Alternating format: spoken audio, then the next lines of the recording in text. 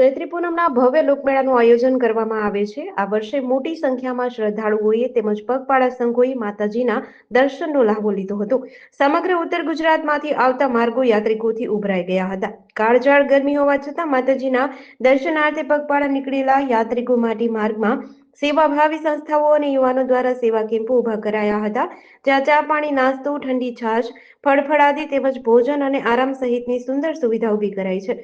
આ વર્ષે છેલ્લા 5 વર્ષથી સેવા કરતી સંસ્થા સર્વ મિત્ર મંડળ ઇલેક્ટ્રિક ગ્રુપ દ્વારા ઠંડક માટે તરબૂચનો કેમ્પ યોજાયો હતો। સાથે જ દ્રાક્ષની વ્યવસ્થા પણ રાખી હતી।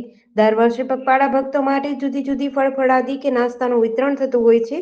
આ વર્ષે પણ મોટી સંખ્યામાં ભક્તોને આ સેવાનો લાભ ઉપલબ્ધ થતા ગ્રુપના સર્વે સભ્યો આનંદ અને ધન્યતા અનુભવી હતી।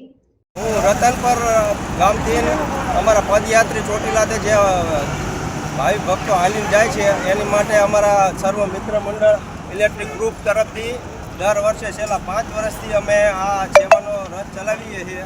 દર વખતે અલગ અલગ આયોજન કરીએ। આજકાલ તરબૂચ 700 મણ જેવું હોય છે અને દ્રાક્ષ છે, આવતી વખતે અલગ અલગ હોય, દર વખતે અલગ અલગ કરીએ છીએ અને હરિભક્ત જેટલા ભક્તો આવે છે માતાના એમને બધાનો સેવાનો અમે લાભ લઈએ છીએ અને અમને ખૂબ આનંદ થાય છે।